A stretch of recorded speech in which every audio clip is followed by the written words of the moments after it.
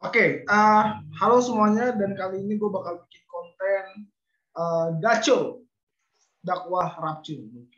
Dan kali ini gue bakal bahas soal perjumpaan Zakheus dan Yesus di Lukas pasal 1 Lukas 19 ayat 1 sampai 10. Kita akan baca Alkitabnya. Gue bakal share screen, guys. I will share screen.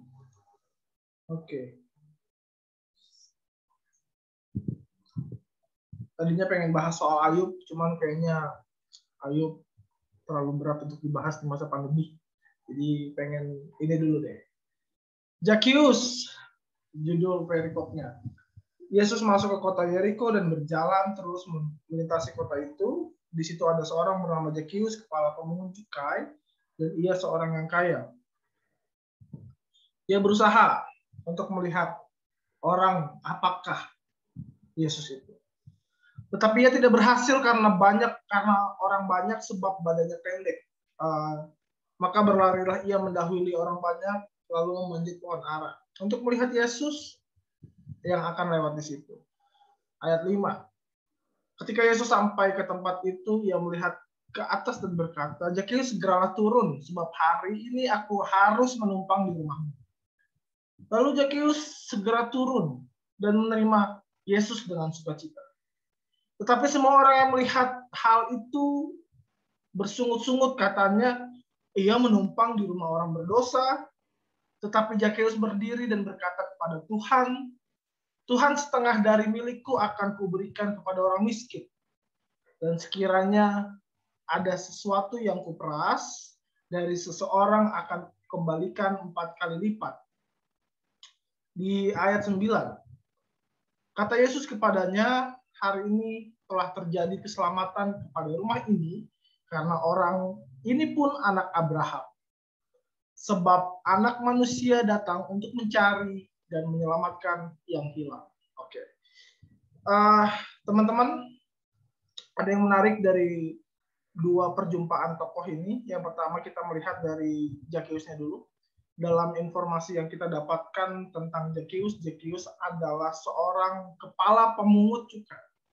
Kalau kita bisa bilang kepala pemungut cukai itu adalah jabatan aparatur sipil negara kalau sekarang. Bisa dibilang kepala bea cukai atau something like that lah. Gitu. Dan Zakheus ini bekerja untuk pada saat itu daerah Israel, Yeriko dan lain sebagainya dikuasai oleh orang-orang Romawi seperti itu, sehingga Zakheus bekerja untuk orang-orang Romawi. Dan beberapa referensi yang saya baca sebetulnya Zakheus ini dibenci karena dia bekerja justru kepada untuk penjajah seperti itu. Lalu kemudian kita lihat informasi yang kedua. Yang pertama tadi kita lihat Zakheus adalah seorang pemungut cukai. Kita masih bicara dalam bingkai Zakheus. Yang kedua kita lihat Zakheus pendek, dia ingin melihat Yesus tapi dia harus naik pohon seperti itu. Lalu kemudian kita lihat juga ada informasi yang menarik di ayat 7. Ini respon dari masyarakat atau tetangga-tetangganya pada saat itu ketika mendengar bahwa Yesus ingin nginep di rumah Zakheus. Pada saat itu teman-teman, konteksnya adalah Zakheus ini dianggap orang berdosa karena Zakheus adalah kepala bea cukai. Misalnya dia merampas harta milik orang lain, bukan merampas sih, cuman kemudian kayak pajaknya ditinggiin kayak gitu, padahal masyarakatnya masih kurang mampu. Lalu kemudian Zakheus di mata orang-orang Yahudi ataupun pemuka agama, Zakheus adalah orang berdosa karena melanggar salah satu hukum Taurat, yaitu hukum Taurat jangan mencuri. Karena bagi mereka orang Yahudi pada saat itu sangat strict dalam menerapkan hukum Taurat seperti itu. Sehingga kenapa masyarakat benci? Karena Zakheus melanggar hukum Taurat, jangan mencuri seperti itu. Bahkan Zakheus juga kalau kita lihat di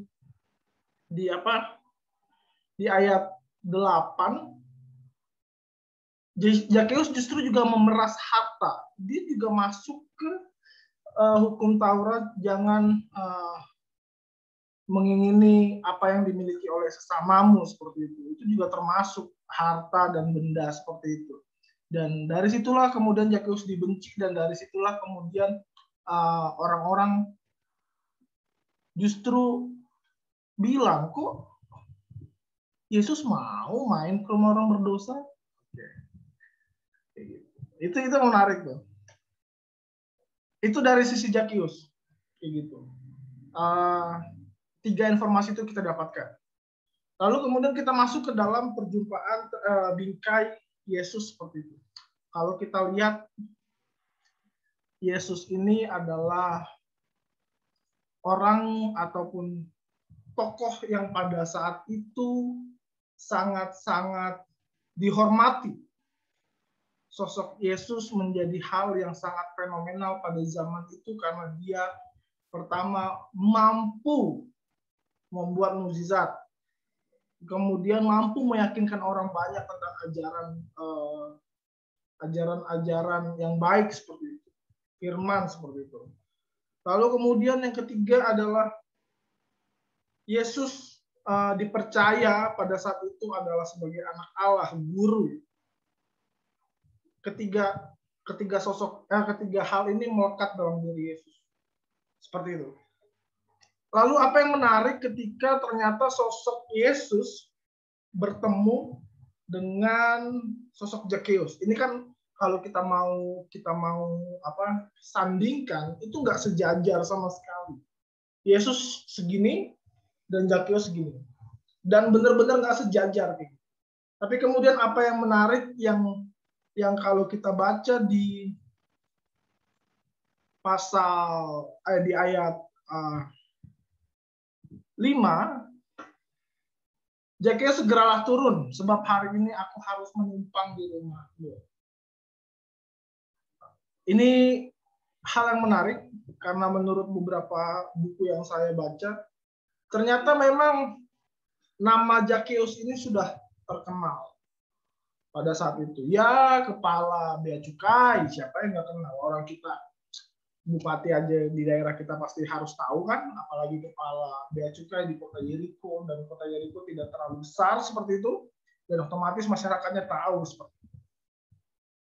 Dan yang kemudian yang menarik adalah Yesus dalam perjalanannya ini Yesus ini kan dalam perjalanannya kemudian kalau di pasal sebelumnya dia habis di Lukas 18, kalau kita lihat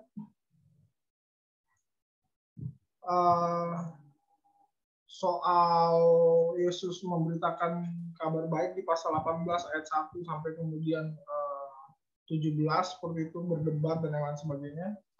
Tapi kemudian di pasal 19 dia masuk ke kota Yeriko, dia tahu ada seorang yang namanya Zakheus, dia ingin menyempatkan waktu ngobrol sama Zakheus.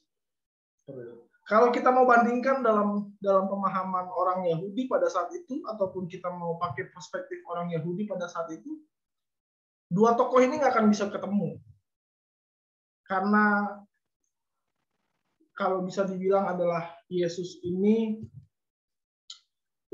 adalah suci, dan kemudian Zakheus ini adalah orang berdosa. Kalau kita mau pakai konsep orang Yahudi, ternyata yang menarik adalah Yesus tidak menggunakan kacamata itu. Yesus kemudian menganggap bahwa semua manusia itu adalah sama. Begitu. Tidak ada perbedaan antara orang berdosa ataupun orang tidak berdosa yang harus dikunjungi. Dan ini menariknya adalah siapa orang yang tidak berdosa? Pasti semua orang berdosa seperti itu. Sehingga dalam tradisi pemahaman Yahudi, orang berdosa itu harus dijauhi, tapi menurut Yesus itu nggak perlu dijauhi. Dan kalau kita sedikit kalau kita sedikit memikirkan atau berimajinasi soal sebenarnya hal yang menarik adalah ketika kemudian respon tidak ada perbedaan itu, Zakheus langsung tersentuh. Mungkin pada saat itu tidak ada yang mau ngobrol sama dia, tidak ada yang mau mengunjungi dia, bahkan mungkin kita nggak tahu, ini kita berimajinasi, atau mungkin ada anaknya yang meninggal terus tiba-tiba tetangga pada nggak datang karena Zakheus adalah orang berdosa menurut pemahaman orang Yahudi pada saat itu. Tapi kemudian Yesus datang. Yesus mungkin jadi orang pertama yang datang ke rumah Zakheus, dan itu membawa kesan yang mendalam bagi Zakheus. Sehingga kalau kita lihat, justru respon itu kemudian ketika Yesus mau mampir ke rumah orang yang dianggap berdosa, Zakheus bilang, Tuhan, setengah dari milikku akan kuberikan kepada orang miskin. Dan sekiranya ada sesuatu yang kuperas dari seseorang akan kukembalikan 4 kali lipat. Apa yang menarik dari cerita ini, saya sedikit saja mau sampaikan bahwa seringkali kita menganggap orang berdosa seperti itu. Menganggap bahwa, orang yang nggak pernah ke gereja, terus kemudian didoain doang, tapi nggak dikunjungin seperti itu. Atau orang yang jarang banget nih untuk kemudian berkomunitas, kayak gitu. Kemudian tidak dikunjungin seperti itu. Bahkan nih, ada orang yang nggak pernah datang ke gereja, diomongin, tuh lihat tuh si A, nggak pernah datang ke gereja. Enggak gitu konsepnya teman-teman yang mendengarkan dakwah Rapcu ini. Aduh, kita sering kali bilang si A berdosa, tapi kita nggak mau mendekatkan diri sama dia, merangkul, kayak gitu. Bagaimana kita mengharapkan pertobatan dari orang yang berdosa ini kalau kita nggak mau bantu dia bertobat, kayak gitu. Kita sering kali merasa dia berdosa. Betul, dia berdosa. Tapi apakah kemudian ketika kita melihat teks ini, kita harus menjauhi orang? Kan enggak. Ada misalnya anggota jemaat atau pemuda misalnya yang hamil di luar nikah. Kita omongin, jangan. Kita rangkul. Kita jangan hakim, yuk kita ke gereja. Jangan bahas dosanya. Dia juga tahu dia berdosa gitu. Jangan dihakimi. Sebab tidak ada orang yang mau dihakimi, teman-teman. Seperti itu. Dan mungkin ketika kita datang, kita menghampiri, kita kemudian peduli sama orang yang kita anggap berdosa atau yang dianggap lingkungan berdosa. Kita peduli, kita datang, kita samperin. Itu bisa jadi pesan atau kesan yang baik buat orang itu. Seperti Zakheus, mungkin aja Zakheus ini nggak pernah dikunjungi tetangganya karena dianggap berdosa, yang seperti tadi saya bilang. Tapi kemudian Yesus datang, teman-teman. Yesus datang, dan mungkin Yesus adalah orang pertama yang mau datang ke rumah Zakheus yang katanya orang berdosa. Kayak gitu. Apa yang menarik adalah, pertama kita belajar satu hal. Kita belajar beberapa hal. Yang pertama adalah ketika kita merasa bahwa ada orang yang berdosa, kita jangan merasa kita paling suci gitu. Dalam hal ini Yesus tidak pernah mengatakan saya benar, tidak. Yesus cuma bilang, saya pengen ngobrol dong di rumah lu, gitu. Ngopi bareng, kopdar istilahnya kayak gitu. Kita ngobrol yuk, gitu. Karena seringkali orang punya masalah, tapi dia nggak mau cerita. Dan kita sebagai orang yang katanya Kristen, perlu itu berbagi cerita. Kita perlu merangkul orang-orang yang dianggap berdosa, teman-teman. Yang punya masalah kita nggak tahu, malah kita cium. Itu yang pertama. Yang kedua, kita belajar bagaimana kita sebagai orang yang mungkin kita menganggap diri kita benar, ataupun kita merasa bahwa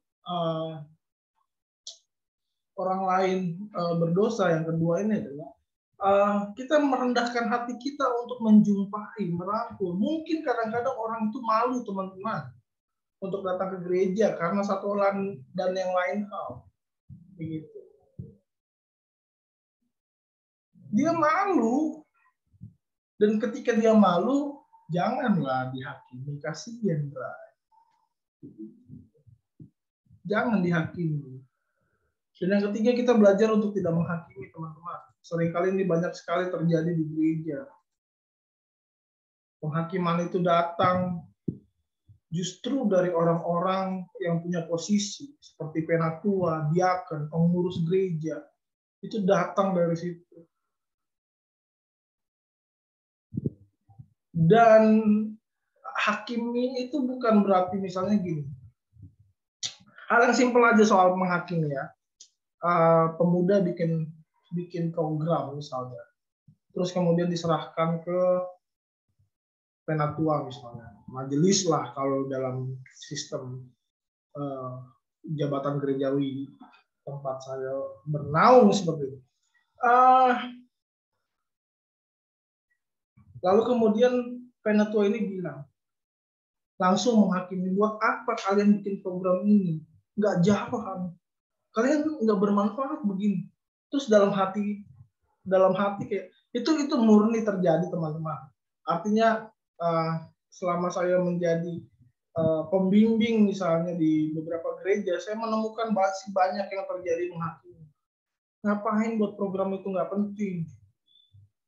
Dan jadi masalahnya adalah majelis itu nggak pernah hadir dalam jemaat atau ibadah dalam pemuda. Dia nggak tahu kebutuhan pemuda. Sehingga ketika bilang ini nggak layak, itu kan sudah menghakimi, karena dia nggak tahu apa yang dialami oleh pemuda. Mungkin program itu bisa menjadi satu jalan untuk merekatkan hubungan dengan pemuda lainnya misalnya. Tapi dia nggak perlu. Ngabisin duit lah, inilah, itulah. Aduh, itu pengalaman yang terjadi ketika saya menjadi pembimbing pemuda ataupun remaja seperti itu. Dan seringkali kita menghakimi, teman-teman, orang-orang yang berbeda pandangan sama kita, orang-orang yang berbeda status sosial sama kita, dan itu tidak lepas dari kehidupan kita menghakimi. Makanya dari teks ini kita belajar bagaimana kemudian dari tiga pribadi tadi, Zakheus punya 3 sifat, Yesus juga 3 sifat, tapi Yesus sebagai orang yang suci mau datang kepada orang yang dianggap berdosa.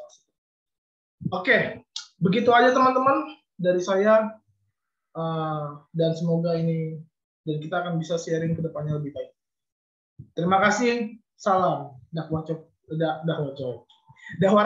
bangke.